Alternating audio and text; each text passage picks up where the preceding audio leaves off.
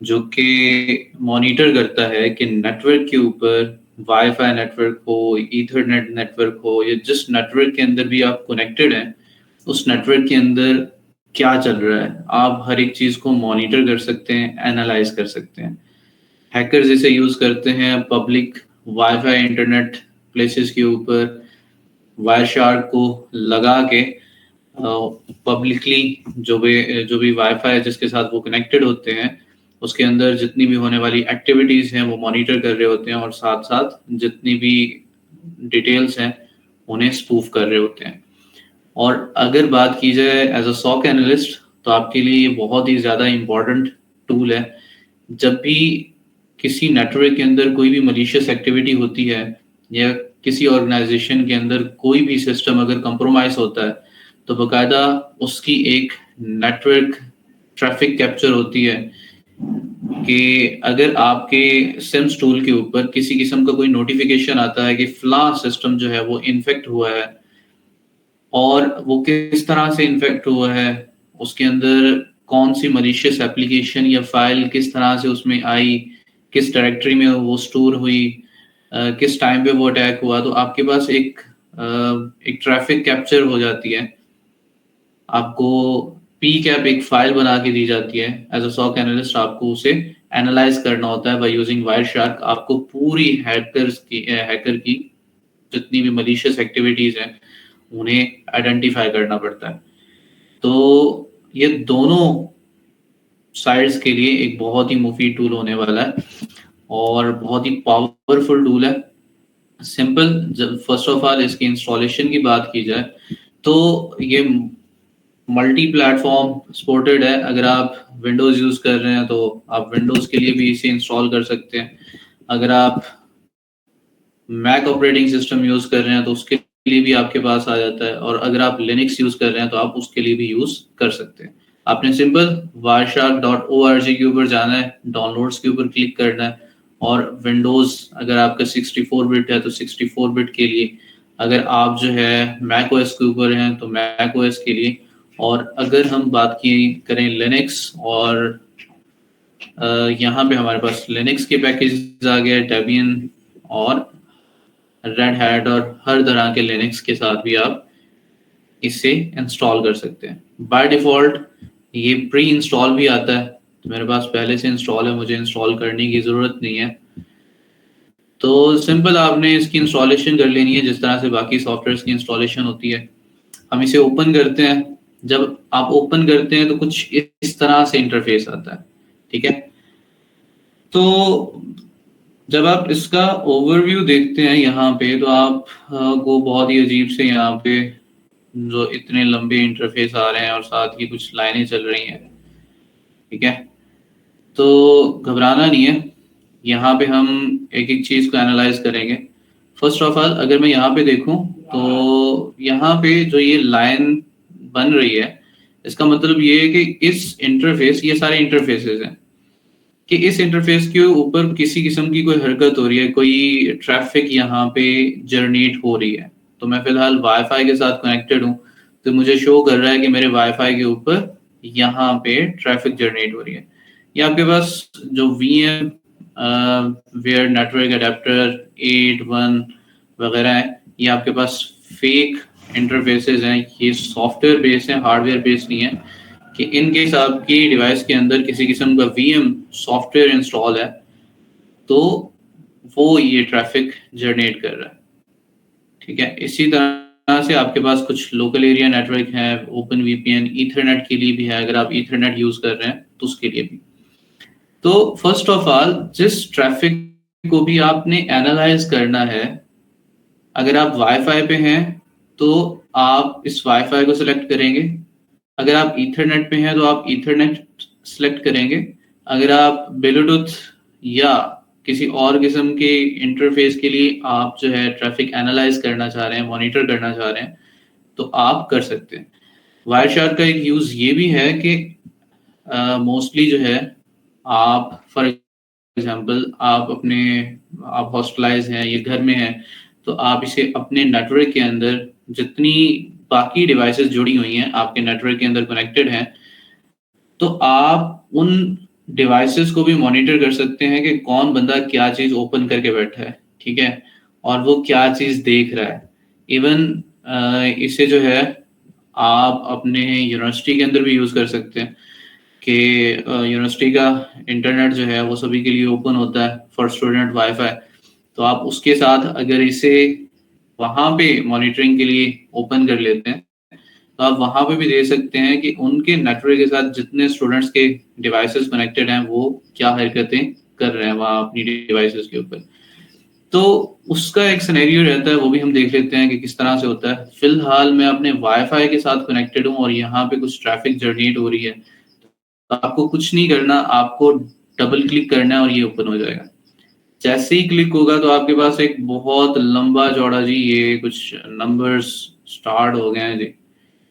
और ये हमारे पास ऊपर अगर मैं देखूं तो यहाँ पे कुछ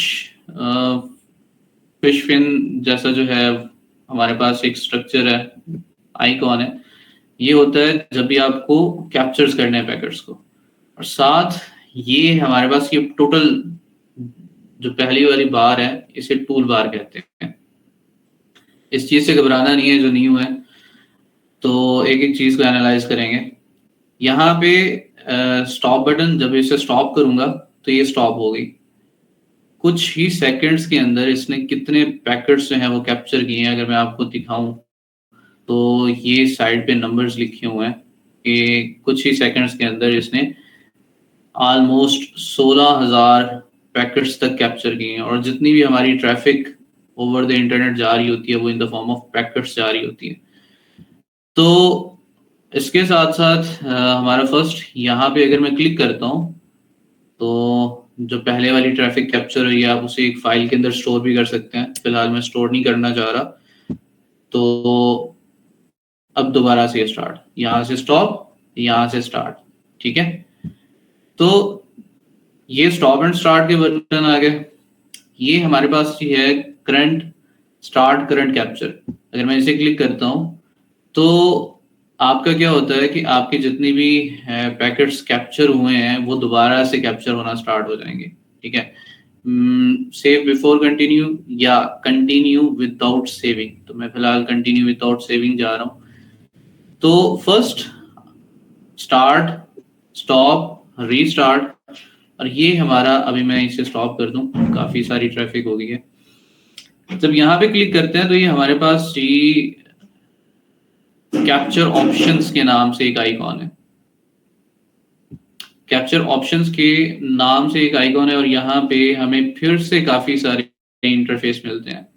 अगर मैं आपको इन इंटरफेसेस के बारे में बताऊं तो ये काफी सारे हमें हमारे काम आते हैं। फॉर एग्जांपल यहाँ पे अगर मैं वाईफाई देखूं तो मैं फिलहाल वाईफाई के साथ कनेक्टेड हूँ। यहाँ पे सबसे ज्यादा काम का हमारे पास जो पैरामीटर है वो प्रोमिस्कस है। ये ऑप्शन अगर तो इनेबल है, ठीक है, अभी फिलहाल ये इनेबल है।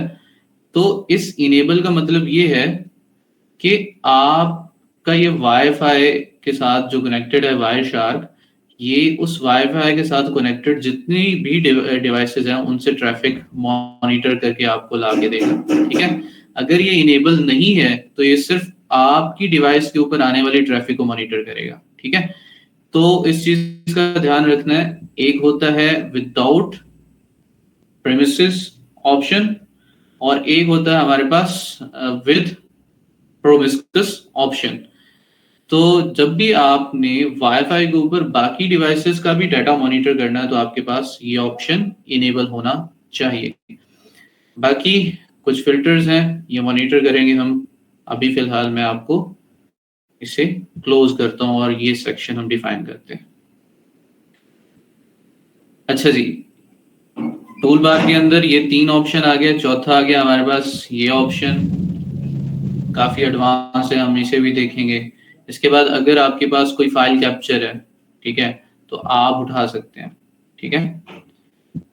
पीकैप फाइल आती है आपकी नेटवर्क एडमिनिस्ट्रेटर से सॉक एनालिस्ट के लिए कि भाई ये पीकैप फाइल है, इसे एनालाइज करके दो इसके जितने भी रिजल्ट्स हैं हमें ला के दो। तो उस लिहाज से अगर आप ये ट्रैफिक सेव करना चाहते हैं तो आप इस ऑप्शन से सेव कर सकते हैं, ठीक है। अगर आपको कैप्चर फाइल को क्लोज करना है तो इससे कर सकते हैं। अगर आपको कोई फाइल दोबारा से रीलोड करनी है तो आप इससे कर सकते हैं।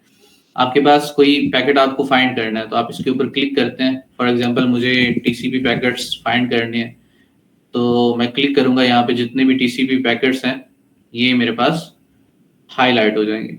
अगर मैं यहाँ पे बात करूं कि मुझे HTTP पैकेट्स चाहिए, मैं फाइंड के ऊपर क्लिक करूंगा तो ये मुझे HTTP पैकेट्स से हैं वो लाके मुझे शो करेगा। सेम यहाँ पे अगर मैं ये बात करूं तो आपके पास यहाँ पे सिर्फ ऊपर नीचे पैकेट्स देखने के लिए ये होता है, जस्ट स्क्रॉलिंग करने के लिए 2 बटन है, ठीक है। ये लाइन देखें ये ऊपर हो रही है, ठीक है, और यही नीचे हो रही है। इसके अलावा कुछ नहीं है इसका फंक्शन। इसके बाद हमारे पास यहाँ पे है जी गो टू स्पेसिफिक पैकेट, कि किसी पैकेट के बाय नंबर आपको कहीं पे जाना है। फॉर एग्जांपल मैंने 101 पैकेट पे जाना है तो आप क्लिक करेंगे तो आपको ये 101 के ऊपर मूव कर देगा। क्लियर है। इसी के साथ साथ अगर ये वाला क्लिक करें तो फाइल का जो फर्स्ट पैकेट जो कैप्चर हुआ था हमें वहां पे ले जाएगा, और ये यहाँ पे क्लिक करूंगा तो लास्ट पैकेट के ऊपर मुझे मूव कर देगा। सेम ये कुछ हमारे पास जो है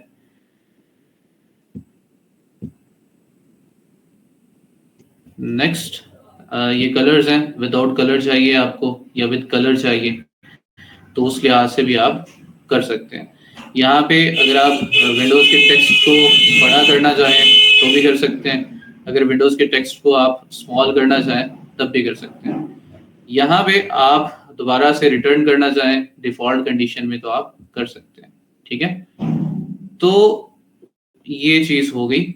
और अगर आपको आपसे ये लाइनें जो है वो काफी आगे पीछे हो गई हैं तो आप इसके ऊपर क्लिक करते हैं तो आपको अलाइन करके देती है, ठीक है।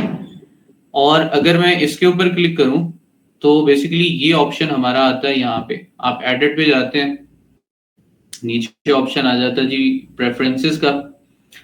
यहाँ पे क्लिक करने के बाद अगर आप लेआउट के ऊपर चेक करें तो कुछ लेआउट्स इस तरह से हैं। बाय डिफॉल्ट आपका ये लेआउट आता है, फिर ये लेआउट है number 1, number 2, number 3, number 1, number 2, number 3, ठीक है, और नंबर 1, नंबर 2, नंबर 3, कुछ इस तरह से हमारे पास लेआउट्स आते हैं।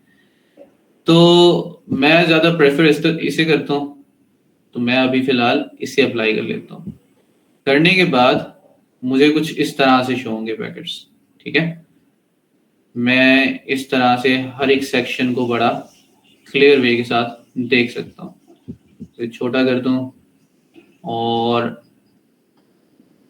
इन सेक्शंस को मैं इस तरह से एनालाइज कर सकता हूँ तो हम हर एक चीज देखेंगे। फिलहाल मैं इसे बाय डिफॉल्ट ही रखता हूँ। लेआउट, आप अपना लेआउट सिलेक्ट कर सकते हैं एंड दैट्स इट। यहां तक क्लियर है। हमारी ये टूल बार क्या कर रही है इसका थोड़ा बहुत आइडिया हुआ है।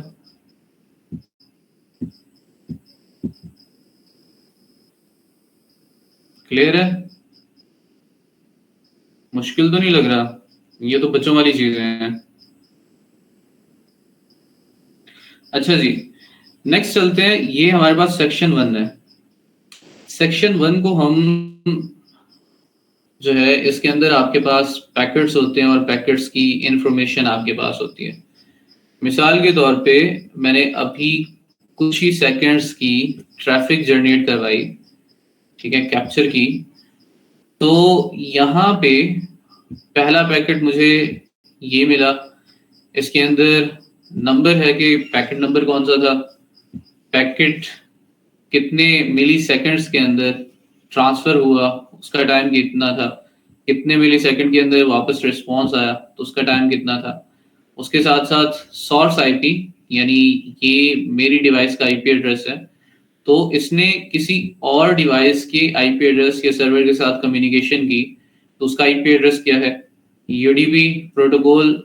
अभी हम लाइव गूगल मीट पे हैं, तो आपको पता है गूगल मीट जो है वो यूडीपी का प्रोटोकॉल यूज करती है, तो उस लिहाज से अभी हमारे यूडीपी के प्रोटोकॉल्स कैप्चर हुए हैं। और इवन आपकी डिवाइसेस के भी आईपी एड्रेस हो सकते हैं यहाँ पे, ठीक है, क्योंकि आप भी फिलहाल लाइव इंटरेक्ट कर रहे हैं मेरी डिवाइस के साथ। और ये हमारे पास आ जाता है जी पैकेट की पूरी कितनी लेंथ है, कितने बाइट्स का पैकेट है। कुछ इन्फॉर्मेशन हमारे पास यहाँ पे आती है कि एक्स्ट्रा इन्फॉर्मेशन दे रखी है कि पैकेट है किस किस्म का, ठीक है। तो इस सेक्शन के अंदर हमारे पास ये इन्फॉर्मेशन आती है।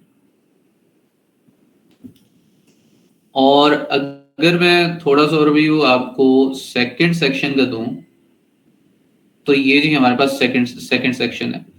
हमने फर्स्ट टाइम ओएसआई लेयर्स देखी थी, हमने एक एक चीज उसके ऊपर जो है वो एनालाइज की थी। यहाँ पे ओएसआई लेयर्स हमारे बहुत काम आने वाली हैं, ठीक है। तो अगर किसी को ओएसआई लेयर्स में अभी तक मसला है, तो यहाँ पे आने वाली चीजें जो है वो आपके लिए मुश्किल पैदा कर सकती हैं।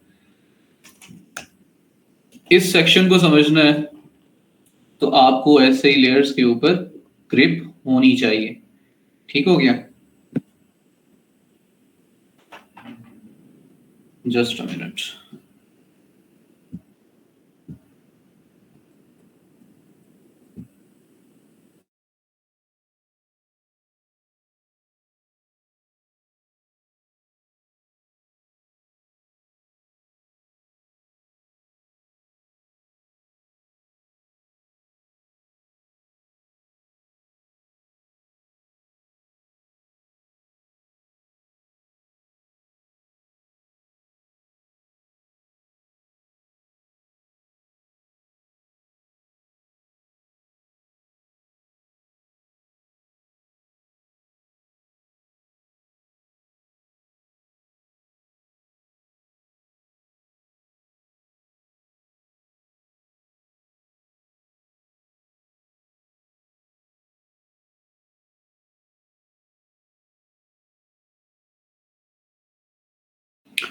सॉरी यारो, पानी पीने लग गया था मैं।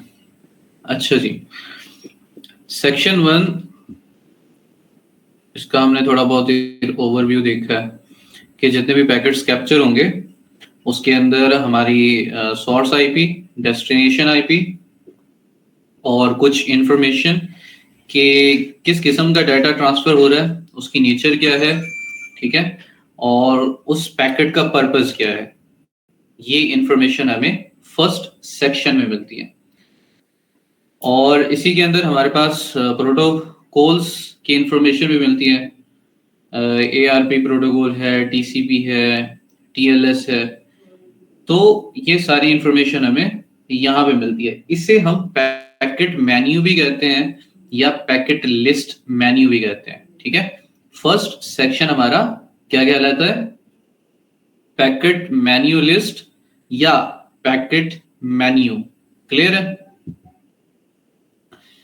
सेकंड अगर हम देखें तो इसे हम कहते हैं जी पैकेट डिस्प्ले मेन्यू।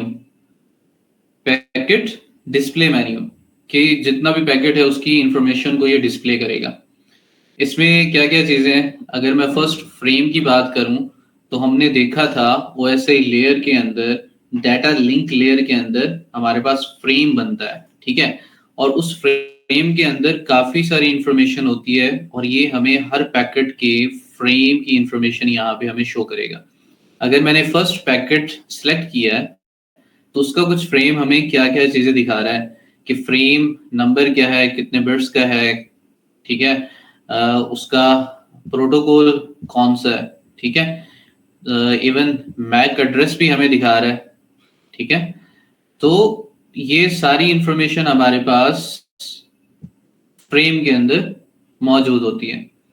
अगर नेक्स्ट देखो, अगर फ्रेम को हम क्लोज कर देते हैं तो हमारे पास आ जाता है जी ईथरनेट। ईथरनेट हमारी जो डिवाइस है, हमारा राउटर है, उसका नाम शो करेगा यहाँ पे।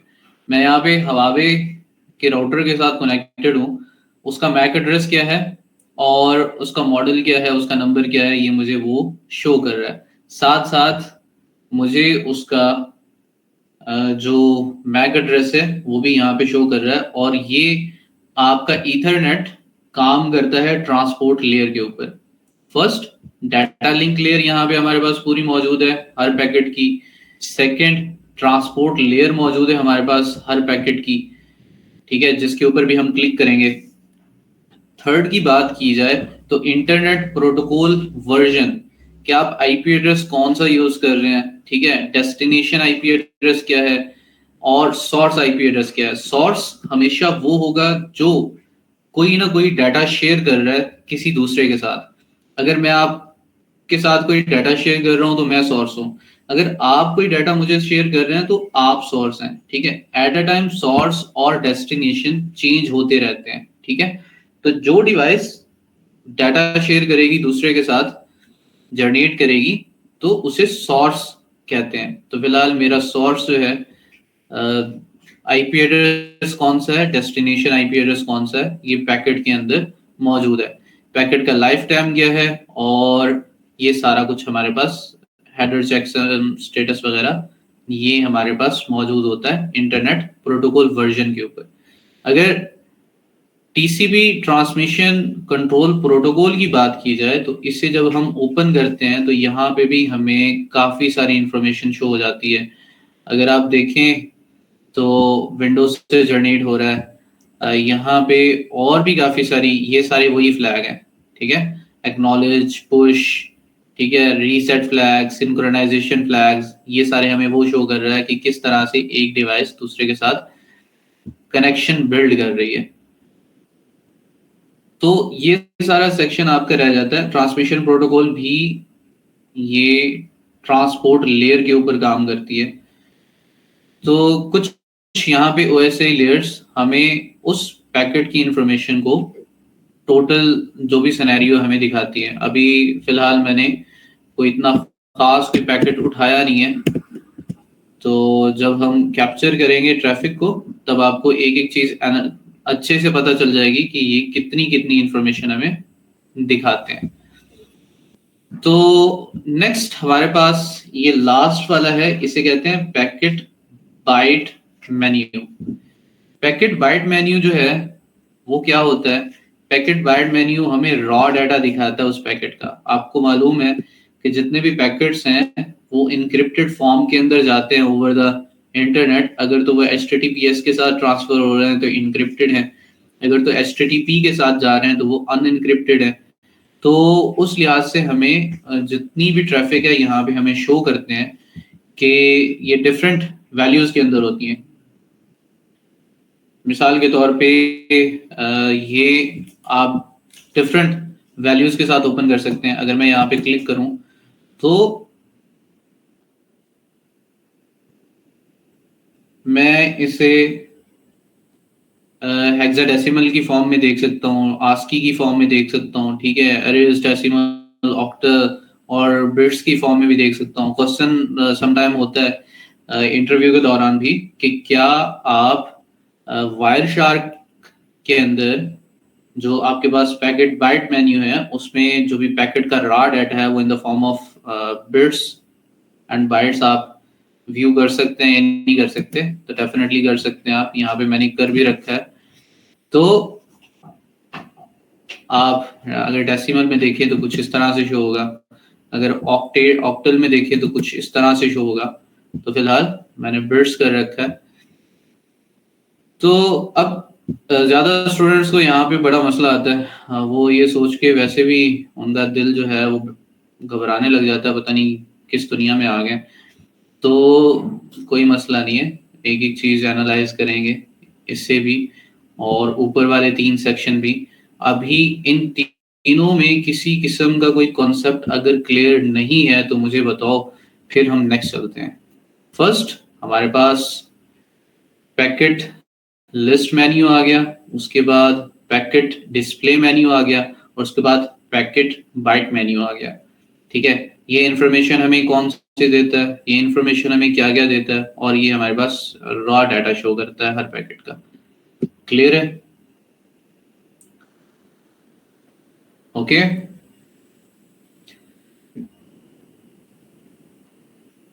अच्छा, नेक्स्ट इसके अंदर कुछ फिल्टर्स हैं।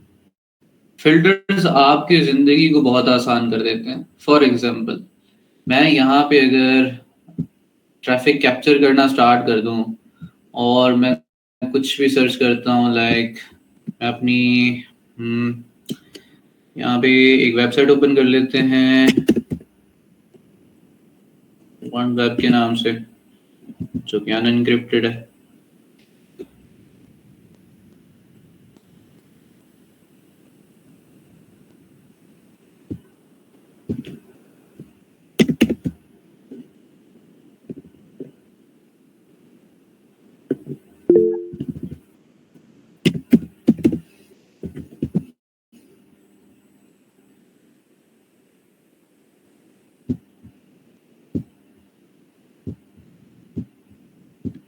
कुछ भी ओपन कर लेते हैं जी, लॉगिन।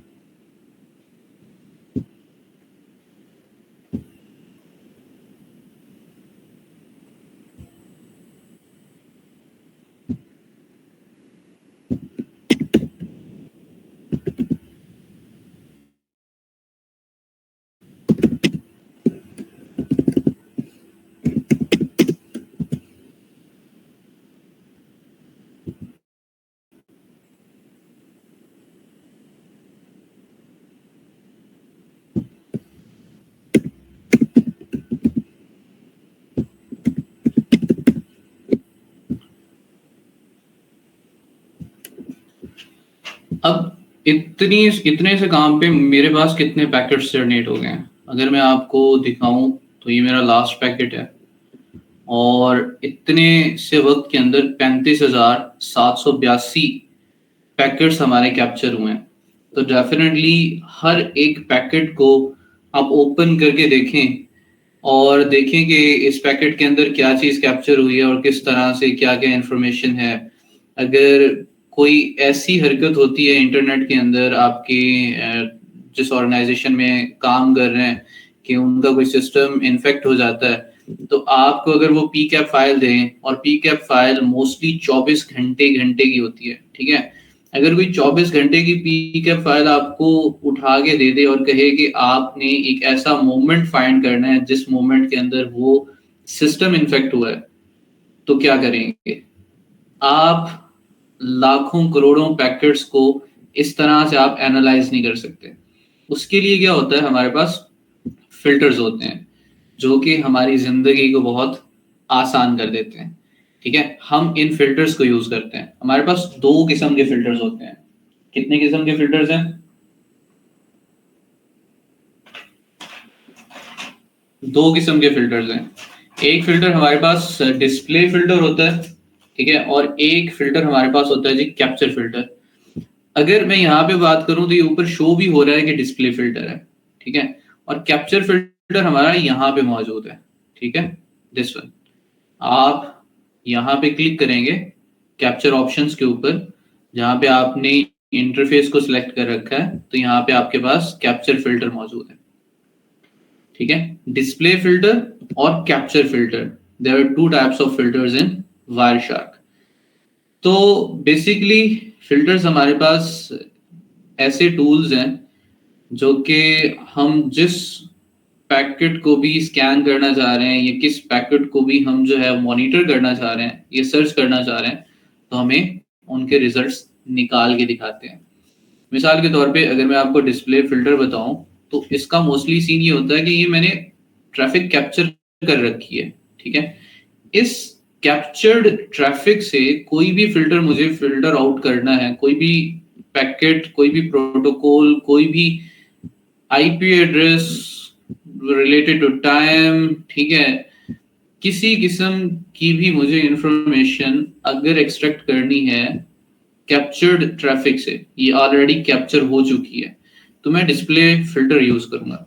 फॉर एग्जांपल मैंने HTTP की ट्रैफिक फिल्टर आउट करनी है, तो मैं क्लिक करूंगा तो ये मुझे HTTP की ट्रैफिक फिल्टर आउट करके दिखा देगा। For example here is a information about, अगर मैं यहाँ पे आपको दिखाऊं तो यूजर इन्फो है, login.php है। इस login.php की अगर हम यहाँ पे कुछ इंफॉर्मेशन देखें तो हाइपर ट्रांसफर टेक्स्ट प्रोटोकॉल, मैंने login.php वर्ल्ड हेल्प सर्च किया था, ये मुझे पूरी उसकी इंफॉर्मेशन दिखा रहा है, ठीक है। और कौन सा मेरा यूजर एजेंट था, ठीक है, ये सारी इंफॉर्मेशन उसकी दिखा रहा है। अगर ट्रांसमिशन प्रोटोकॉल के ऊपर देखें तो हमें इस पैकेट के रिलेटेड हमें ये भी काफी इंफॉर्मेशन शो कर रहा है रिलेटेड टू दैट फ्रेम और लेयर। फ्रेम के ऊपर क्लिक करें तो हमें फ्रेम जो इस पैकेट का है हमें वो काफी सारी चीजें हमें शो कर रहा है। होस्ट क्या था, आईपी एड्रेस क्या था, आपकी मशीन का आईपी एड्रेस क्या है, और नेक्स्ट उनके सर्वर का आईपी एड्रेस क्या है। तो अभी मिसाल के तौर पे ये पोस्ट रिक्वेस्ट है, अगर पोस्ट को भी देखूं मैं तो हाइपर ट्रांसफर प्रोटोकॉल के अंदर जो मैंने यूजर नेम दिया था और जो मैंने पासवर्ड दिया था, ठीक है। अब जिस वाईफाई के साथ कनेक्टेड हैं आप ओवर द इंटरनेट, अगर किसी भी डिवाइस से कोई पर्सन भी अगर HTTP कोई की साइट ओपन करता है और अपनी डिटेल्स देता है तो आप सिंपली क्लियर टेक्स्ट के साथ भी आप देख सकते हैं, ठीक है। अगर HTTPS है तो फिर उसे डिक्रिप्ट करना पड़ता है, उसके भी सिनेरियोज हैं, देखेंगे हम कैसे करते हैं। तो अब जो भी ट्रैफिक मैंने कैप्चर कर रखी है उसमें से कोई चीज भी फिल्टर आउट करनी है तो मेरे पास यहाँ पे डिस्प्ले फिल्टर है। अब डिस्प्ले फिल्टर के अंदर काफी सारे हमारे पास फिल्टर्स हैं। मैं TCP अगर प्रोटोकॉल शो करने हैं, मैंने सिर्फ TCP की ट्रैफिक को फिल्टर करना है तो कर सकता हूँ। अगर मैंने UDP करना है तो मैं कर सकता हूँ। तो ये सारे UDP की आ रही है। अब आपने एक चीज नोटिस की होगी, जब मैं टाइप करता हूँ तो कुछ हमारे पास पिंक टाइप का कलर हो जाता है, और जब मैं पूरा टाइप कर लेता हूँ तो ये ग्रीन हो जाता है।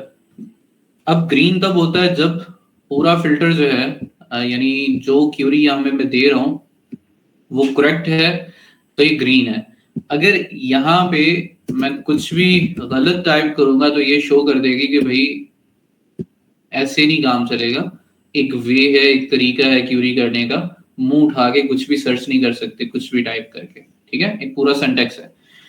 अगर आप यहाँ पे देखें साइड पे तो आपके पास यहाँ पे कुछ कॉमन फिल्टर्स हैं, ठीक है, कि अगर आपको आईपी एड्रेसेस के बारे में सर्च करना है तो किस तरह से कर सकते हैं। अगर आप TCP, DNS, HTTP, R protocols, ठीक है, या किसी भी चीज के बारे में आपको सर्च करना है तो आप किस तरह से कर सकते हैं। कुछ हमारे पास यहाँ पे फ्रेमवर्क्स हैं। मिसाल के तौर पे अगर मैं कुछ लाइक किसी होस्ट के बारे में सर्च करना है और यहाँ पे मुझे काफी सारे आईपी एड्रेसेस शो हो रहे हैं, ठीक है, और अगर मैंने सिर्फ ट्रैफिक देखनी है इस आईपी एड्रेस से, यानी ये जो आ रहा है 72 74.125.150 सॉरी 250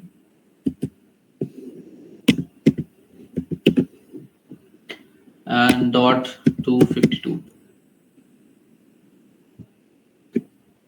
74.125.250.252। तो अगर आपको इसके बारे में करना है सर्च तो आप क्या लिखेंगे, अब यहाँ पे लिखेंगे IP.ADDR, IP एड्रेस, ठीक है, और आप इक्वल्स टू टाइप करेंगे कि भाई इस IP एड्रेस से रिलेटेड जितनी भी इंफॉर्मेशन है, इतने लाखों हजारों पैकेट्स के अंदर मुझे सिर्फ इस IP एड्रेस से आने वाली ट्रैफिक मुझे दिखाओ, तो मुझे सिर्फ उसी IP एड्रेस की ट्रैफिक दिखा देगा। अब यहाँ पे ये IP address at a time जो है, एक टाइम के ऊपर ये सोर्स भी हो सकता है, ये डेस्टिनेशन भी हो सकता है, ठीक है। तो ये कभी इधर आपको शो हो रहा है, कभी इधर शो हो रहा है, लेकिन इससे आने या जाने वाली जितनी ट्रैफिक है हमें ये शो हो रही है यहाँ पे, ठीक है। इसी तरह से बेस्ट रहेगा अगर मैं आपके साथ एक शीट जो है वो बनाता जाऊं, सो दैट अगर आपको वहां पे शो होने में अगर मसला बन रहा है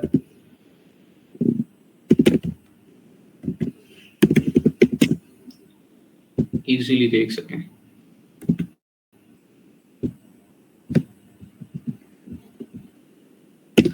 IP dot address equals to 75.125.250 dot something था 252।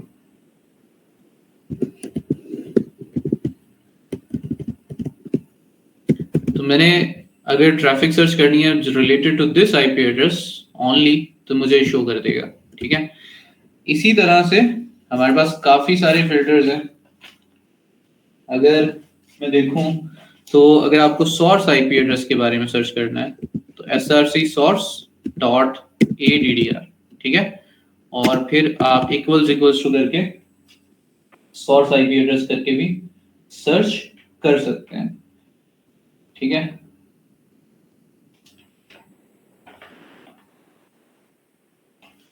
अगर आपको डेस्टिनेशन के लिए करना है तो आप DST डेस्टिनेशन डॉट ADDR और इक्वल्स टू आप उस IP एड्रेस को देते हैं तो आपको सोर्स IP एड्रेस और डेस्टिनेशन IP एड्रेस भी दिखाता है। ज्यादा सोचने की जरूरत नहीं है, सिंपल आप SRC लिखते हैं, ठीक है, डॉट लिखते हैं, या आपके पास यहाँ पे मैं दिखाता चलूं जी, first for IP address IP.DDR, उसके बाद source IP address IP.SRC, यहाँ पे सिंपल मैंने लिखना है जी IP.SRC। तो SRC होस्ट भी आ रहा है, SRC RD भी आ रहा है,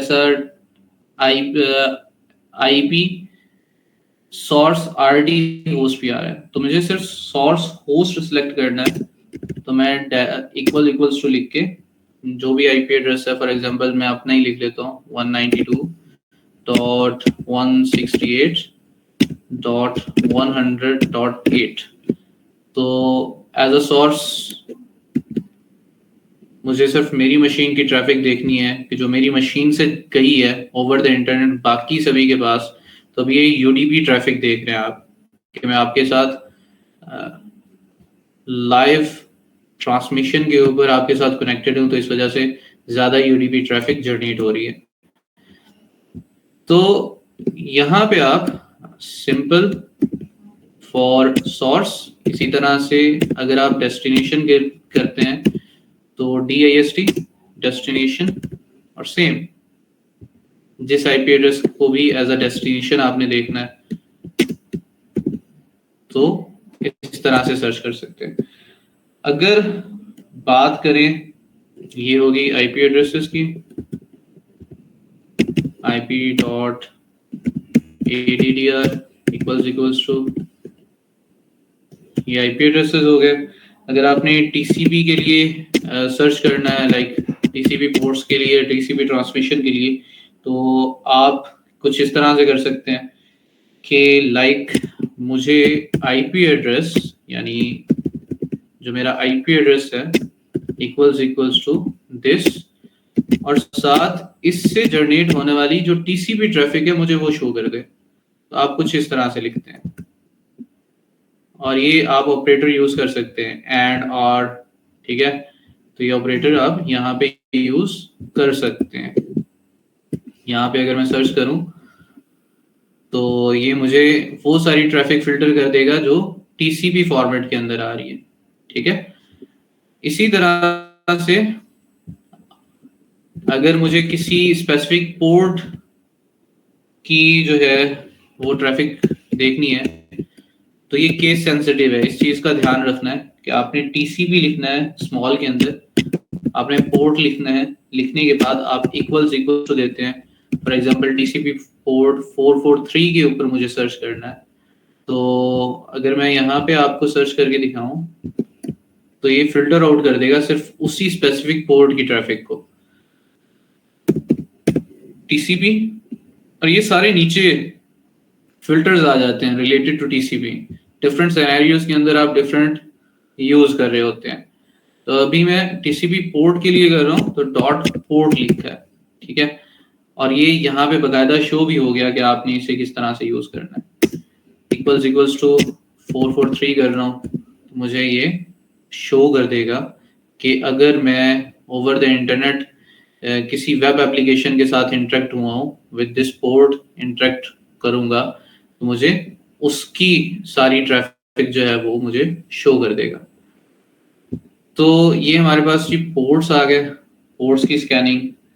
इसी तरह से अगर आपको HTTP से रिलेटेड ट्रैफिक देखनी है तो आप वो किस तरह से देखते हैं? सिंपल, आप HTTP लिख सकते हैं, HTTPS लिख सकते हैं, ठीक है। आपको अगर SSH के, क्योंकि अभी SSH तो मैंने किया नहीं है अपनी इस ट्रैफिक के अंदर, तो SSH क्लिक करेंगे तो आपको उससे रिलेटेड दिखाएगा। अगर ARP प्रोटोकॉल के बारे में आपको देखना है तो ये ARP है, हम ARP को भी देखेंगे जब man in middle attack perform करेंगे। तो HTTP करना है तो उससे रिलेटेड मैंने सर्च करके दिखाया आपको, जहां पे हमने यूजर इंफॉर्मेशन भी फाउंड कर रखी थी। क्लियर है? ये हमारे पास कुछ फिल्टर्स हैं जो कि हम यूज करते हैं डिफरेंट सिनेरियोज के अंदर, जो हमारी कैप्चर्ड ट्रैफिक है उसमें से डाटा निकालने के लिए, ठीक है। और एक फिल्टर हमारा यहाँ पे पड़ा होता है, ठीक है। अब यहाँ वाला फिल्टर क्या करता है? मिसाल के तौर पे मैंने ट्रैफिक कैप्चर ही टीसीपी पोर्ट की करनी है तो मैं यहाँ पे टीसीपी लिख दूंगा, ठीक है।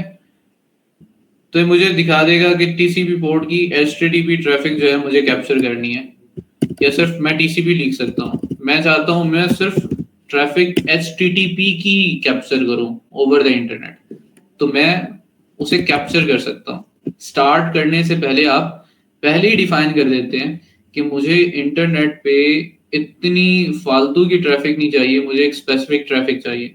आप टीसीपी करना चाह रहे हैं तो आप उस रिलेटेड भी ट्रैफिक यहाँ पे सर्च कर सकते हैं। HTTP की बात करूं तो हमारे पास काफी सारे इसके अलावा भी फिल्टर्स हैं, आप यहाँ पे यूज कर सकते हैं, ठीक है। TCP ओनली, UDP ओनली, ठीक है। HTTP DC port 80, ARP, broadcast, तो काफी सारे हमें कैप्चर फिल्टर्स हमें यहाँ पे मिल जाते हैं। आप इसे ओपन करते हैं तो आपके पास ये यहाँ पे भी शो होते हैं कि नहीं किस तरह से यूज करना है। ये क्लियर है दोनों फिल्टर्स?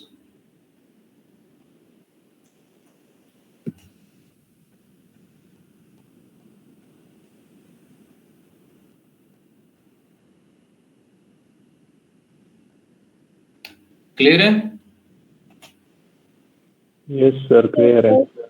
अच्छा जी, मिसाल के तौर पे अब मैंने यहाँ पे HTTP देखा, मैंने एक ट्रैफिक कैप्चर की थी जो कि HTTP की वेबसाइट थी, जहां पे मैंने एडमिन और पासवर्ड भी एडमिन देके लॉगिन किया था किसी साइट पे।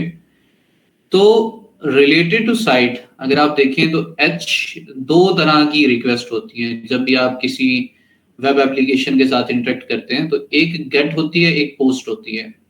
क्लाइंट और सर्वर के दरमियान जब भी कम्युनिकेशन होती है, इन दो रिक्वेस्ट और रिस्पॉन्स के अंदर होती है। कोई इलेबोरेट करना चाहेगा कि गेट क्या होती है और पोस्ट रिक्वेस्ट क्या होती है? सर गेट रिक्वेस्ट में जो आपका डाटा होता है वो बॉडी में आ जाता है, लेकिन जो आप पोस्ट रिक्वेस्ट होती है उसमें आपका डाटा हेड में चला जाता है। सर गेट रिक्वेस्ट में ये होता है कि जब हमने सर्वर से कोई डाटा लेना हो ना, कोई फैच करना हो डाटा, तो हम गेट रिक्वेस्ट करते हैं। पोस्ट होती है जब हमने सर्वर को कोई डाटा भेजना होता है। बस नाम ही बता रहे हैं, नाम ही बता रहे हैं। गेट मीन्स आप कुछ हासिल कर रहे हो, पोस्ट आप कुछ पोस्ट कर रहे हो। सर्वर के साथ आपकी डिवाइस जब पोस्ट रिक्वेस्ट करेगी तो मीन्स आप कुछ ट्रैफिक सर्वर को दे रहे हो, राइट? अगर सर्वर के साथ सर्वर से आपकी कुछ ट्रैफिक वापस आ रही है तो दैट इज गेट रिक्वेस्ट, ठीक है? तो अब डिफरेंट सिनेरियोज के अंदर ये होता है, मिसाल के तौर पे किसी ऑर्गेनाइजेशन के अंदर कोई एक ऐसा बंदा बैठा है, एम्प्लॉय बैठा है जिसने एक फिशिंग ईमेल ओपन की है और उस फिशिंग ईमेल के साथ कोई एक अटैचमेंट थी, कोई पिक्चर हो सकती है, कोई फाइल हो सकती है, ठीक है, कोई सॉफ्टवेयर हो सकता है।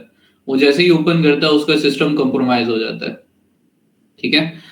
तो या कोई पर्सन किसी साइट के ऊपर जाता है और वहां से जो है वो किसी ऐसी साइट के ऊपर रीडायरेक्ट हो जाता है जो कि मलिशियस साइट है, और बैकएंड के ऊपर उस डिवाइस के अंदर, उस पर्सन की डिवाइस के अंदर कोई मालवेयर इंस्टॉल हो जाता है।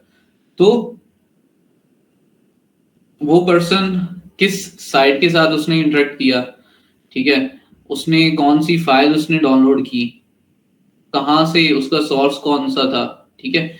आपकी अगर डिवाइस किसी और सर्वर के साथ कनेक्शन बिल्ड कर रही है तो किस रिक्वेस्ट और किस रिस्पॉन्स के साथ कर रही है, तो वो यहाँ से हम फिल्टर आउट कर सकते हैं और इजीली हम अपने टारगेट को आइडेंटिफाई कर सकते हैं। तो यहाँ पे HTTP लिखा, अगर आप डॉट लगाते हैं तो यहाँ पे काफी सारी चीजें ओपन हो जाती हैं। मुझे रिक्वेस्ट फिल्टर आउट करनी है तो आप रिक्वेस्ट लिखते हैं, इवन आप यहाँ पे भी शो हो जाती है कि आपको नेक्स्ट रिक्वेस्ट लिखना है। डॉट आप लिखते हैं जी मेथड, ठीक है, कि कौन से मेथड की मुझे रिक्वेस्ट फिल्टर आउट करनी है। आप इक्वल्स टू लिखने के बाद आप कैपिटल के अंदर गेट भी लिख सकते हैं, ठीक है, आप कैपिटल के अंदर पोस्ट भी लिख सकते हैं, ठीक है। अगर मैं पोस्ट लिखता हूं, एंटर करता हूं, तो मुझे यहाँ पे बकायदा इतने हजार पैकेट्स में से वही पैकेट रिसीव हुआ जो कि यहाँ पे पोस्ट रिक्वेस्ट का है। अगर आप राइट क्लिक करेंगे यहाँ पे तो आपने क्या करना है, यहाँ पे फॉलो करना है, ठीक है। फॉलो के ऊपर जाएंगे तो यहाँ पे एक HTTP स्ट्रीम है और एक TCP स्ट्रीम है। तो जब मैं TCP स्ट्रीम के ऊपर क्लिक करता हूँ तो पूरा पैकेट मुझे खुल के नजर आ जाता है कि इस पैकेट के अंदर क्या क्या चीजें हैं। अगर आप ऊपर देखें, अगर मैं इसे थोड़ा बड़ा कर दूं, यहाँ पे दिखा रहा है जी होस्ट क्या है, ठीक है, गेट रिक्वेस्ट किस तरह से हुई, ठीक है, और किस जो यूजर एजेंट का जो सर्च इंजन था वो कौन सा है, ठीक है, रिक्वेस्ट के अगेंस्ट क्या रिस्पॉन्स आया, किस सर्वर के साथ इंटरेक्शन हुई, किस टाइम और डेट के साथ हुई, ठीक है। और अगर आप यहाँ पे देखें तो कुछ हमारे पास इनक्रिप्टेड डाटा आ रहा है, ठीक है। और नीचे चलते हैं तो यहाँ पे उस डाटा की जितनी भी इंफॉर्मेशन है हमें in the form of TCP हमें शो हो रही है। तो किसी भी, अब यहाँ पे अगेन मैं बैक जाता हूँ वहीं पे अपने HTTP dot request method post, दूसरा हमारा जी HTTP स्ट्रीम है, इसके ऊपर क्लिक करें तो ये भी हमें सेम वही इंफॉर्मेशन देती है, ठीक है। और इसमें कुछ इंफॉर्मेशन चेंज भी हो सकती है, लाइक कुछ हेडर्स की इंफॉर्मेशन हमें ये प्रोवाइड कर सकता है। पेज का लेआउट क्या है हमें वो दिखा सकता है।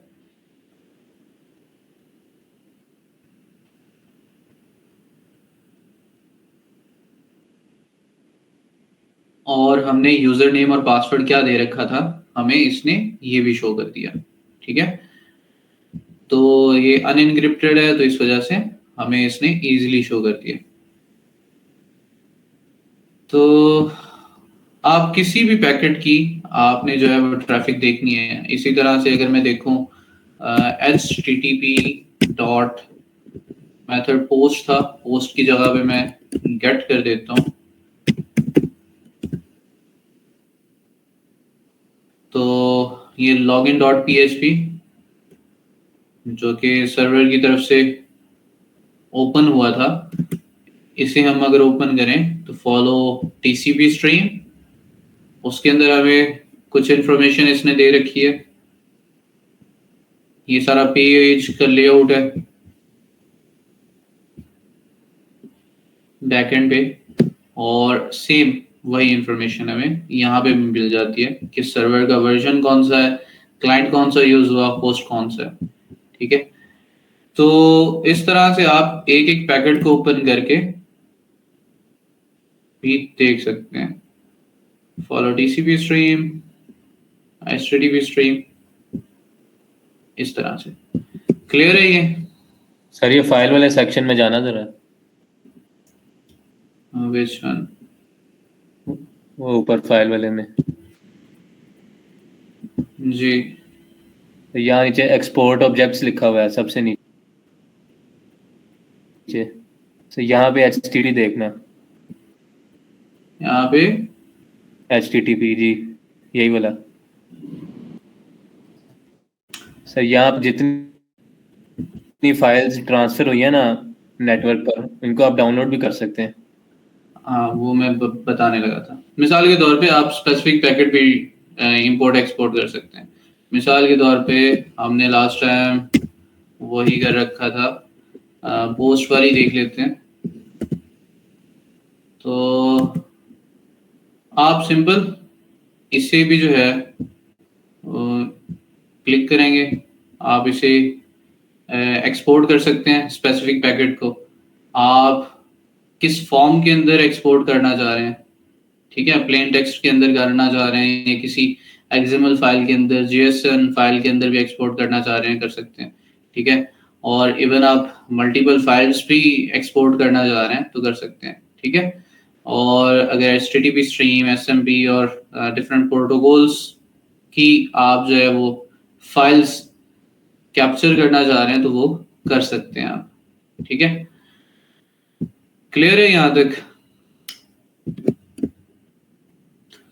अच्छा जी, ये तो हो गया। इसे आपने यहाँ से कैंसिल करना होता है। जब कैंसिल करते हैं तो आप वापस अपनी स्ट्रीम के अंदर आ जाते हैं।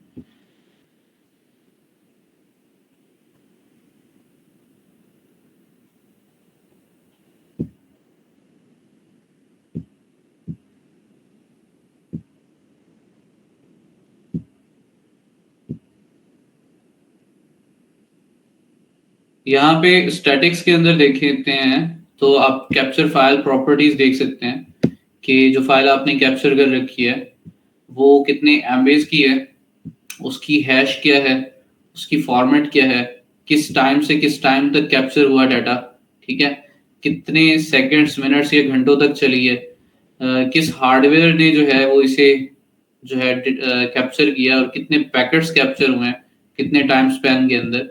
तो आप ये भी एनालाइज कर सकते हैं। इवन आप ब्लूटूथ से जनरेट होने वाले पैकेट्स भी आप कैप्चर कर सकते हैं, और ये इतना स्ट्रॉन्ग है कि इवन जो over the internet voice calls वगैरह भी होती हैं तो आप उनकी ट्रैफिक भी कैप्चर कर सकते हैं।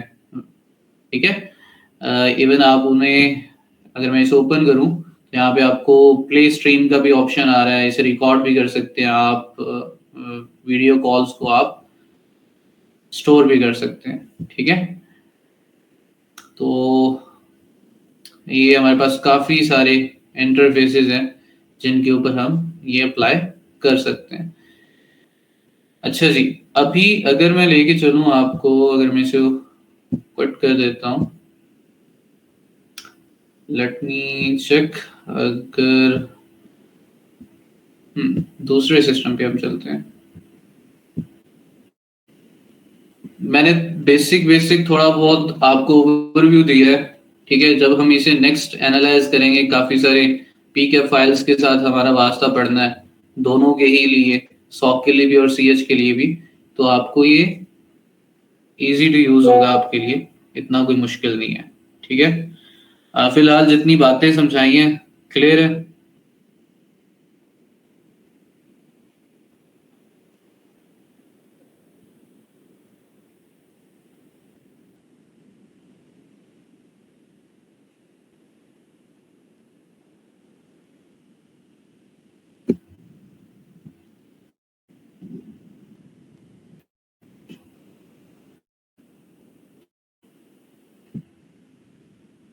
स्क्रीन शो हो रही है मेरे दूसरे सिस्टम की।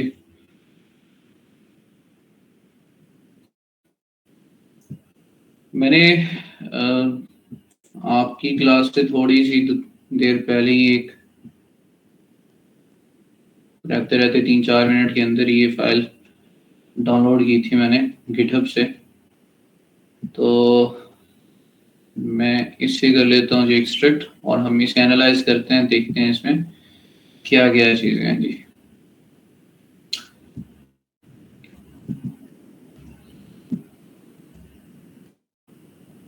Wireshark tutorial on decrypt HTTPS SSL TLS traffic. Okay, इसे भी एक्सट्रैक्ट कर लेते हैं यहीं पे।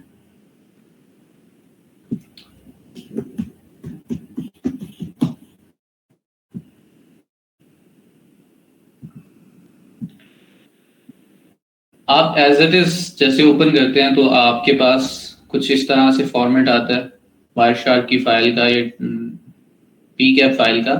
आप जैसे ही ओपन करते हैं इसे तो सीधा आपकी फाइल जो होती है वो ओपन हो जाती है वायरशार्क के अंदर। अगर आप यहाँ पे देखें तो मोस्ट कॉमन टूल्स के अंदर भी हमारे पास वायरशार्क आता है, ठीक है। और अगर आप स्निफिंग और स्पूफिंग के अंदर भी जाएं तो आपके पास वायरशार्क यहाँ पे भी मौजूद है, और ये फ्री ऑफ कॉस्ट है, इसे इसका कोई प्रो वर्जन नहीं है, ठीक है। तो सबसे बड़ी बात यही है कि आप इसे फ्री ऑफ कॉस्ट यूज कर सकते हैं। कोई फाइल ओपन करनी है तो यहाँ से कर सकते हैं, ठीक है। एक तरफ मेरा ये ओपन है, दूसरी तरफ मैं इसे क्लिक कर लेता हूँ, इस तरह से ओपन हो रही है तो ठीक है। अदरवाइज हम यहाँ से जाएंगे, फाइल को ओपन करेंगे। मिड की लैब हुई थी हमारी इसी के ऊपर ही। कोई सुपीरियर में पढ़ रहा है वो इसे ले सकता है, वो मे भी हो सकता है आपका आ जाए दोबारा।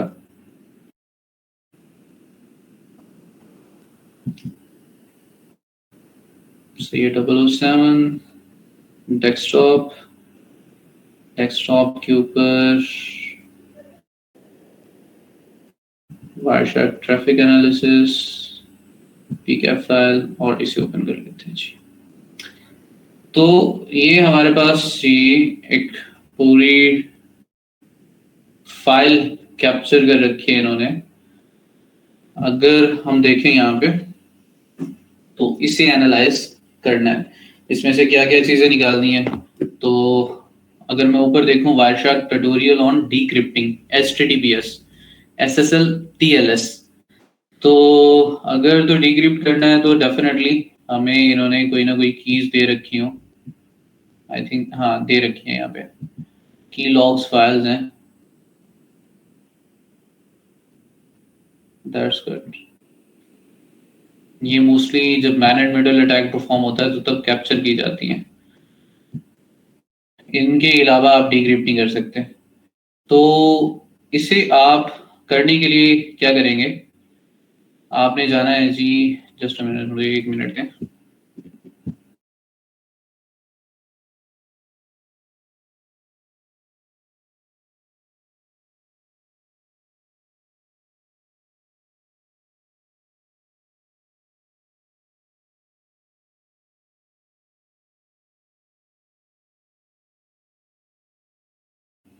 मेरी आवाज तो क्लियर है ना? दूसरे सिस्टम से डबल आवाज तो नहीं आ रही कहीं?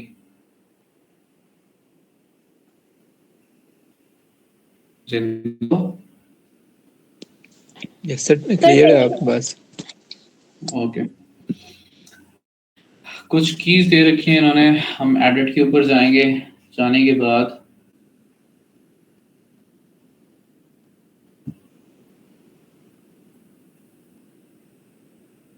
प्रेफरेंसेस के ऊपर, प्रोटोकॉल्स के ऊपर, जिस प्रोटोकॉल को हमने ब्रेक डाउन करना है, I think that is HTTPS है और TLS है।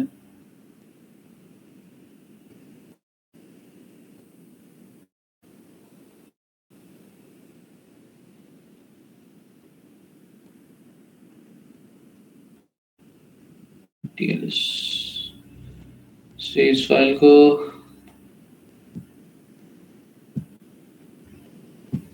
अच्छा, ये जो मैंने किया है, ये जो हरकत की है, ज़्यादा इस पे ध्यान नहीं देना। अभी फिलहाल हम ये देख रहे हैं कि ये मेरे पास कुछ फाइल कैप्चर हुई है किसी मालवेयर की। किसी मालवेयर ने किसी सिस्टम को इन्फेक्ट किया, उन्होंने ओवर द नेटवर्क पूरी उस एक स्पेसिफिक टाइम की, जिस टाइम के अंदर वो कैप्चर हुई थी, इन्फेक्ट हुआ था वो सिस्टम, तो उन्होंने ये ट्रैफिक कैप्चर करके सेव कर ली एक फाइल के अंदर। तो हमें एनालाइज करना है कि मालवेयर की टाइप कौन सी थी, उसका CC सर्वर यानी कमांड एंड कंट्रोल सर्वर क्या था, और IP एड्रेस क्या था उसका, किस साइट से डाउनलोड हुआ या किस तरीके से डाउनलोड हुआ, वो हमें सारा कुछ एनालाइज करना है। तो फर्स्ट ऑफ ऑल अगर तो मैं देखूं HTTP रिक्वेस्ट की बात की जाए,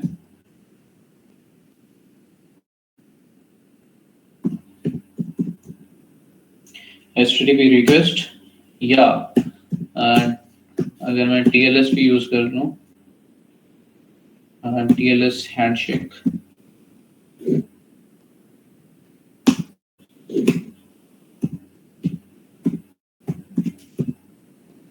TLS हैंडशेक, और मेरे पास अगर टाइप यानी जो फर्स्ट हैंडशेक हुआ था उसकी अगर फाइल मुझे ये मिल जाती है, that will be the good option for me.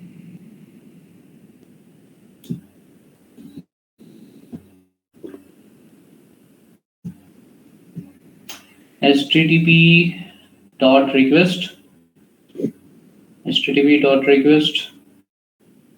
or TLS dot handshake type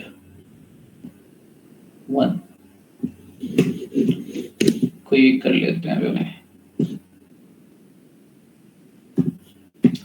TLS handshake type 1। तो यहाँ पे मेरे पास गेट रिक्वेस्ट है एक, और अगर मैं यहाँ पे अगर मैं पोस्ट रिक्वेस्ट भी देखूं, मुझे मिल जाएगी फर्स्ट हमारे पास गेट रिक्वेस्ट, यहाँ पे कुछ शो हो रहा है मुझे, तो इसे ओपन करूं, माइक्रोसॉफ्ट ऑफिस एजेंट है और कोई माइक्रोसॉफ्ट वर्ड की फाइल जो है वो डाउनलोड हुई थी, उस फाइल के जरिए यहाँ पे मालवेयर इंजेक्ट हुआ था इनके।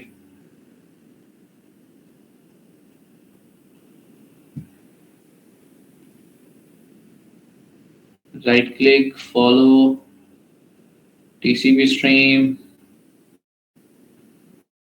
कुछ कंपनी की डिटेल्स हैं, बाकी सारी अब भी इधर की एनक्रिप्टेड ही है। इवन आप यहाँ से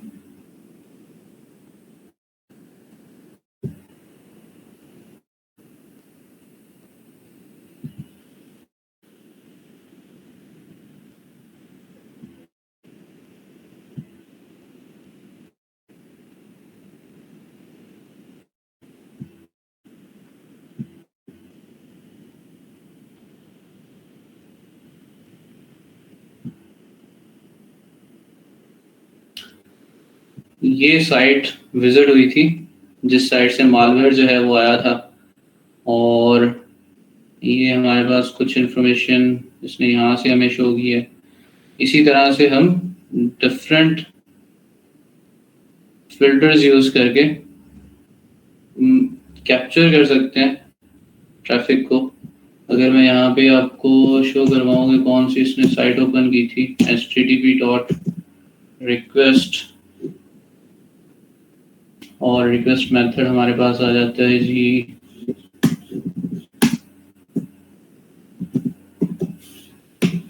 पोस्ट कर रखें। तो ये हमारे पास, मैं इसे ओपन कर लेता हूँ टीसीपी स्ट्रीम के अंदर।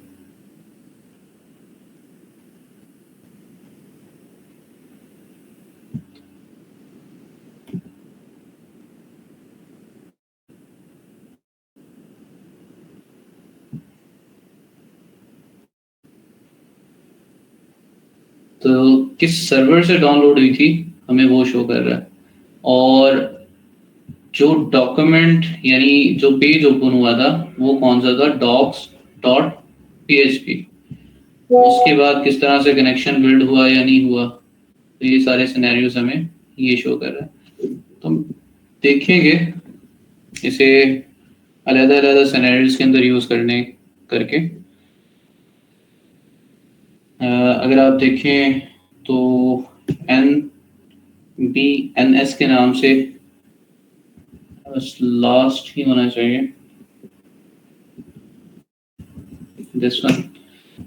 तो ये प्रोटोकॉल रिजॉल्व करता है कि कौन से आईपी एड्रेस का कौन सा जो है सिस्टम है उसका यूजर नेम क्या है, ठीक है। इवन आप इसकी इंफॉर्मेशन भी देख सकते हैं, ये डीबी स्ट्रीम।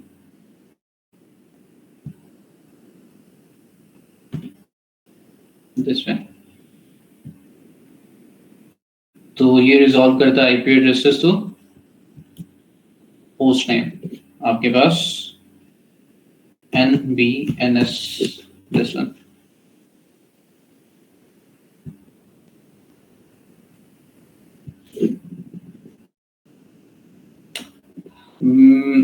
इससे रिलेटेड हम ट्राई हैकमी के ऊपर कोई रूम परफॉर्म कर लें, that will be the best, ठीक है। तो आपको एक पूरा सिनेरियो भी मिल जाएगा, जिस तरह से लाइफ टाइम सिनेरियोज होते हैं, रियल सिनेरियोज, तो उस लिहाज से, और इसका प्रैक्टिकल भी हो जाएगा।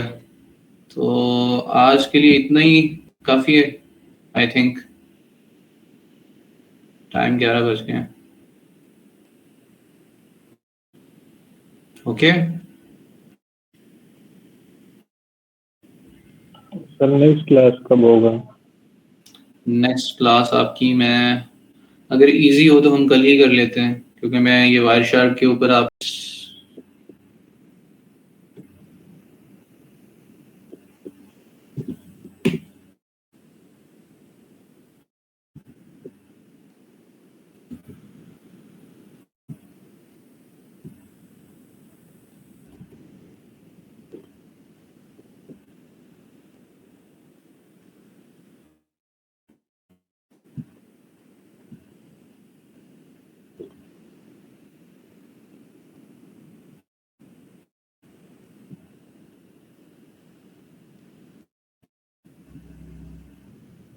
तब तो नहीं गए हो,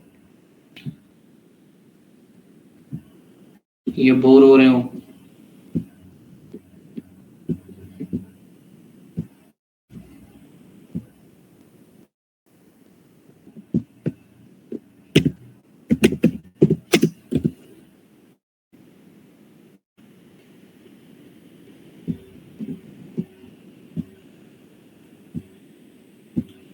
घबराना नहीं है, ज्यादा लंबा चौड़ा नहीं लेके जा रहा।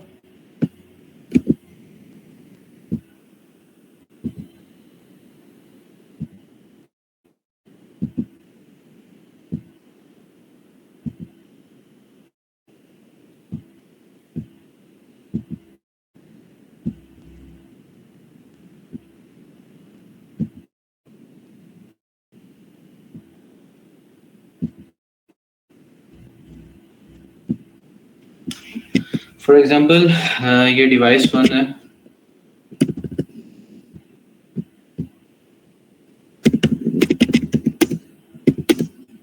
और इसका एक आईपी एड्रेस है 192.168.11, और इसी तरह से ये एक डिवाइस है डिवाइस 2, और इसका एक आईपी एड्रेस है 192.168.1.2। सेम नेटवर्क के अंदर है, सेम यहाँ पे एक डिवाइस है हमारे पास, तो ये हमारे पास डिवाइस 3 है, इसका आईपी एड्रेस रख लेते हैं 192.168.1.3।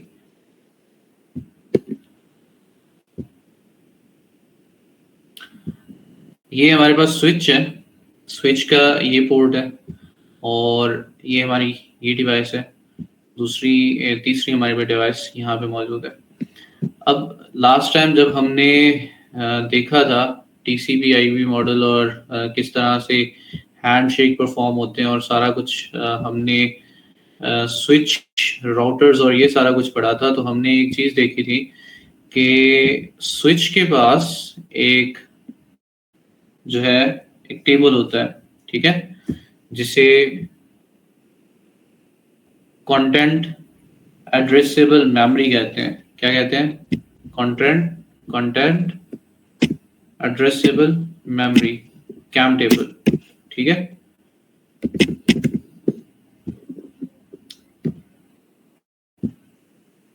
अब सीन ये है कि अगर किसी डिवाइस ने, फॉर एग्जांपल ये डिवाइस ए जो है ये कम्युनिकेशन करना चाह रही है डिवाइस बी के साथ,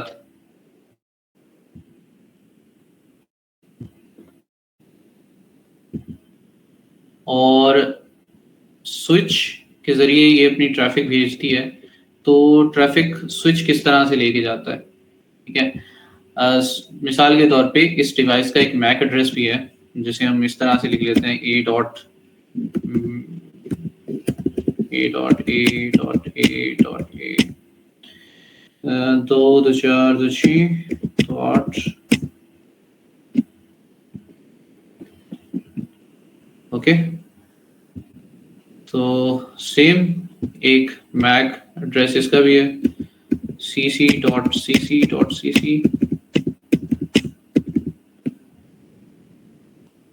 और एक मैक एड्रेस इसका भी है।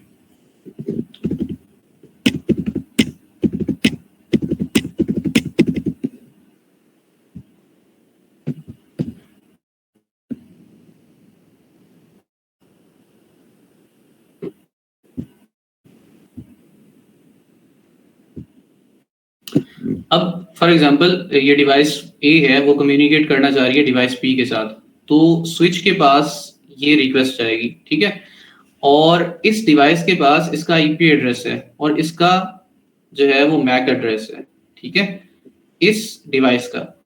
अब ये जब रिक्वेस्ट जाती है राउटर के पास और ये कहती है कि मुझे फला आईपी एड्रेस के साथ या फला डिवाइस के साथ मुझे कम्युनिकेशन करनी है, तो स्विच के पास एक आर्क टेबल होता है, कैम टेबल होता है। कैम टेबल क्या करता है? कैम टेबल के अंदर आईपी एड्रेस और मैक एड्रेस दोनों मौजूद होते हैं, कि अगर डिवाइस के पास सिर्फ आईपी एड्रेस है और वो कहती है कि मुझे इस आईपी एड्रेस के साथ कम्युनिकेशन करवानी है, तो मैक एड्रेस लोकेट किस तरह से करता है कि वो डिवाइस किस पोर्ट के ऊपर इंस्टॉल है, वो देखती है कि उसका मैक एड्रेस क्या है उसके टेबल के अंदर, ठीक है। तो एक तरफ उसका मैक एड्रेस होता है और एक तरफ उसका हर डिवाइस का आईपी एड्रेस उसके अंदर मौजूद होता है, ठीक है। अब हैकर्स क्या करते हैं?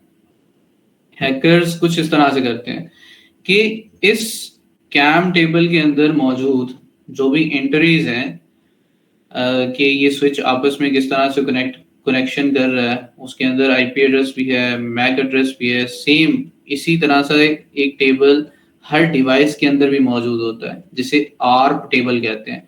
आर्क टेबल के अंदर मिसाल के तौर पे अगर मैं आपको यहाँ पे इसका आर्क टेबल दिखाऊं CMD के अंदर, तो हर डिवाइस का आप आर्क टेबल देख सकते हैं। सिंपल आप टाइप करेंगे R-A करके तो आपको आर्क टेबल दिखाएगा। आर्क टेबल में क्या क्या होता है कि ये कुछ एड्रेसेस होते हैं, यहाँ पे आईपी एड्रेस, यहाँ पे मैक एड्रेस, ठीक है। फर्स्ट टाइम जब मशीन एक्टिव होती है तो वो किसी मशीन दूसरी के साथ जब कम्युनिकेशन नहीं करती तो ये आर्क टेबल सिर्फ उसी मशीन के फिजिकल और जो लॉजिकल एड्रेस यानी आईपी एड्रेस और मैक एड्रेस, सिर्फ ये दो चीजें होती हैं उसमें। जब कम्युनिकेशन करती है आपस में, ठीक है, तो ये टेबल ओरिजिनेट होता चला जाता है, बिल्ड होता चला जाता है, और जितनी डिवाइसेस इसके साथ कनेक्ट होती हैं उसका आईपी एड्रेस भी यहाँ पे स्टोर हो जाता है और उसका मैक एड्रेस भी यहाँ पे स्टोर होता चला जाता है, ठीक है। हैकर्स क्या करते हैं, इस आर्क टेबल को चेंज कर देते हैं। फॉर एग्जाम्पल, अगर ए डिवाइस बी के साथ कम्युनिकेशन कर रही है और राउटर उस कम्युनिकेशन को थ्रू मैक एड्रेस पॉसिबल करवा रहा है, तो वो सारी इंफॉर्मेशन आर्क टेबल से ली जा रही है, ठीक है। और हैकर क्या करते हैं, उस आर्क टेबल को पॉइजन कर देते हैं इस तरह से कि मिसाल के तौर पे ये मेरा ही आईपी एड्रेस है और ये मेरा ही मैक एड्रेस है। किसी भी डिवाइस को, मेरे इंटरनेट के अंदर कनेक्टेड किसी भी डिवाइस को कम्युनिकेशन करनी है तो वो इस मैक एड्रेस को सर्च करेगी। जहां पे उसे ये मैक एड्रेस मिलेगा वो ट्रैफिक वहां पे सेंड करनी स्टार्ट कर देगी, ठीक है। अब हैकर्स दूसरी डिवाइसेस के इस आर्क टेबल को पॉइजन करते हैं और इस मैक एड्रेस को चेंज कर देते हैं अपनी डिवाइस के मैक एड्रेस के साथ, ठीक है। इसके अंदर क्या होता है कि वो ट्रैफिक सीधा उनके पास जानी स्टार्ट हो जाती है, ठीक है। इसे कहते हैं man in the middle attack, जहां पे आर्क टेबल को पॉइजन किया जाता है और आईपी मैक एड्रेसेस को चेंज करके ट्रैफिक अपनी तरफ लेके इसे शो कराई जाती है। अब देखते हैं, ये हमने इसका थोड़ा सा देखा है, मैं जल्दी में आपको थोड़ा सा कंसेप्ट दिया है मैंने। एक पूरा टॉपिक है आर्क के ऊपर भी अभी, क्योंकि नेटवर्किंग का वो करना है हमने सर्टिफाइड एथिकल हैकर्स वालों ने, तो इसे हम टोटल देखेंगे हर एक चीज को। अब मिसाल के तौर पे ये मेरी वर्चुअल मशीन है, वर्चुअल मशीन के अंदर मेरा पैरेट है और मेरी विंडोज है, ठीक है। और दोनों के अगर मैं आईपी एड्रेसेस देखूं, इसे ओपन कर लेता हूँ जी।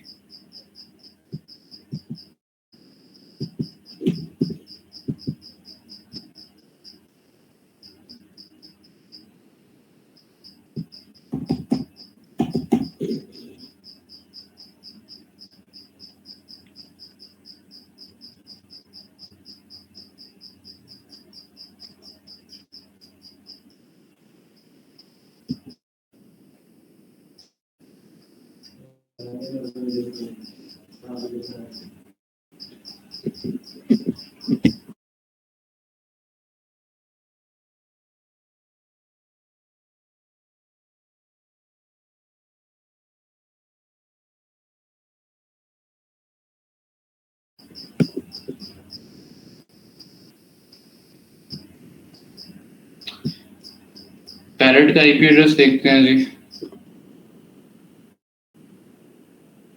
सॉरी लिनक्स है।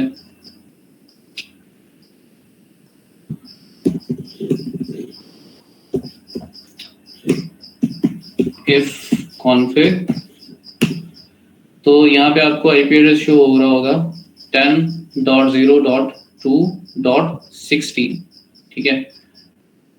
थोड़ा व्यू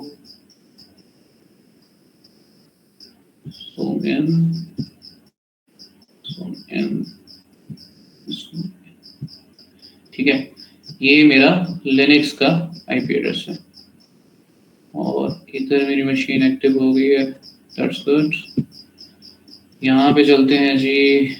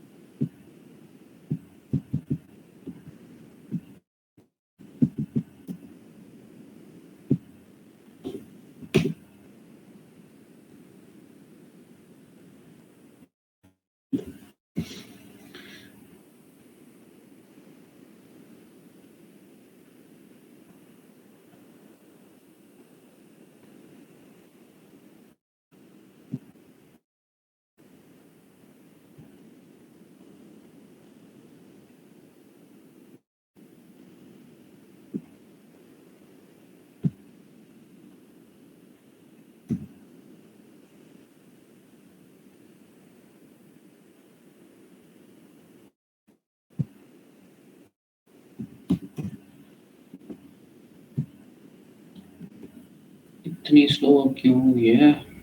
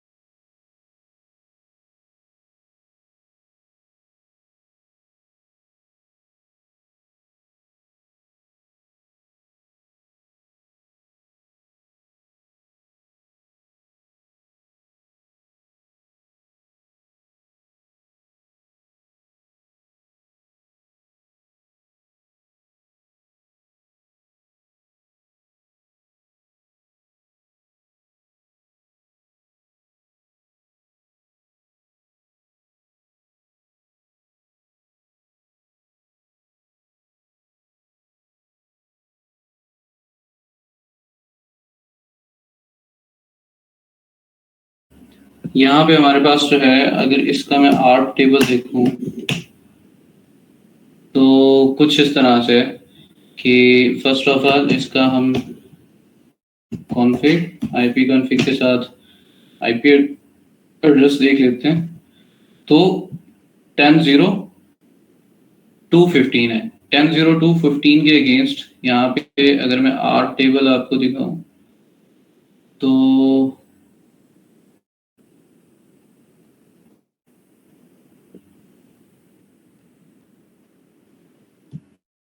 ये जस्ट अ मिनट,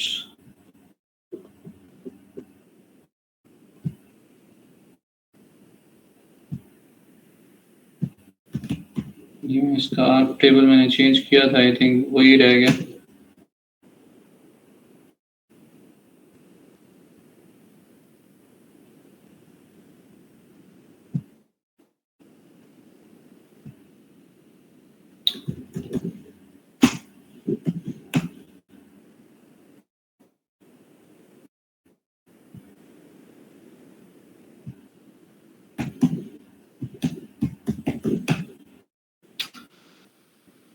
ये हमारे पास आईपी एड्रेस है इसका, और ये सेम नेटवर्क के साथ कनेक्टेड है।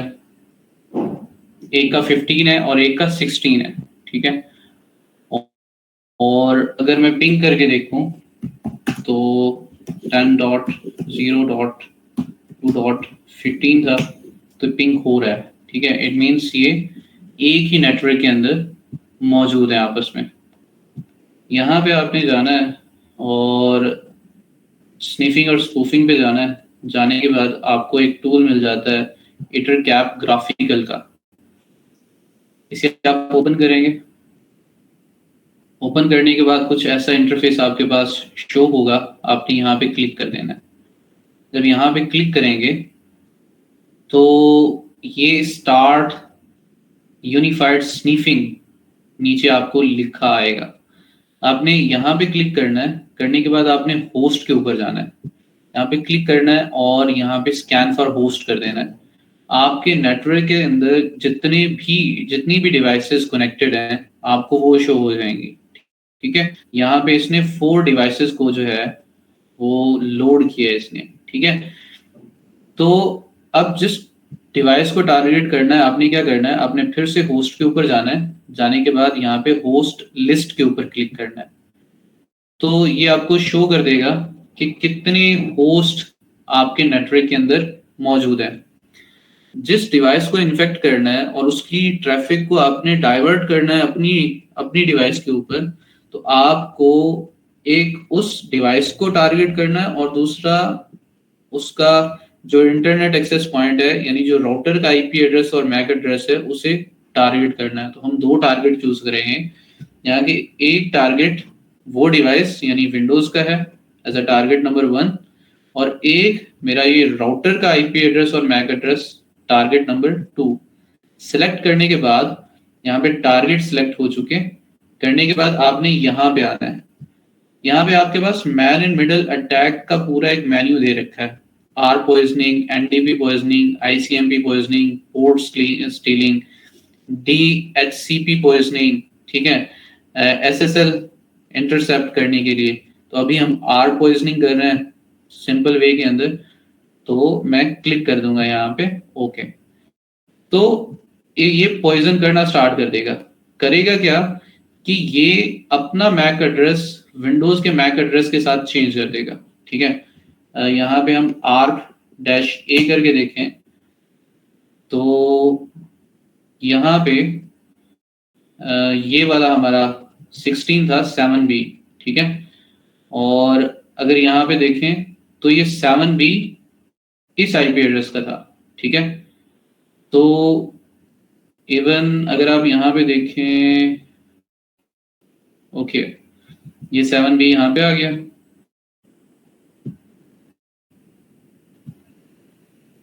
अब मैं जाता हूँ जी किसी वेबसाइट पे,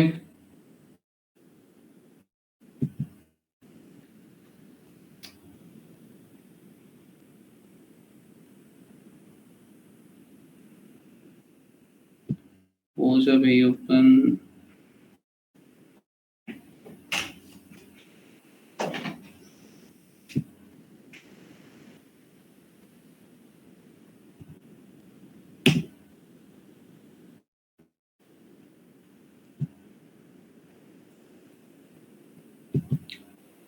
लॉगिन पेज है।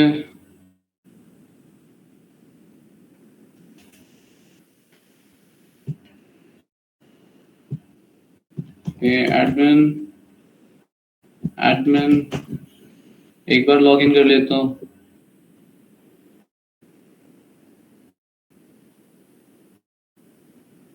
नॉट लॉगिन, टेस्ट कर लेता हूँ, तब भी लॉगिन नहीं हुआ। एक दफा इसका खुद का ओरिजिनल पासवर्ड दे देते हैं, टेस्ट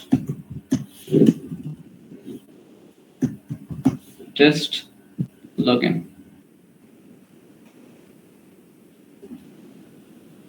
अब चल के देखते हैं जी, यहाँ पे देखें आपकी ट्रैफिक यहाँ पे शो हो रही है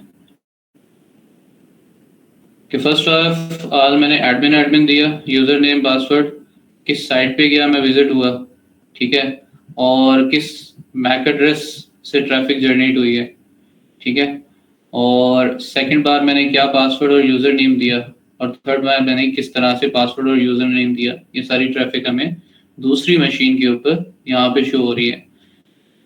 इसे जल्दी में किया क्योंकि टाइम बहुत ज़्यादा हो गया।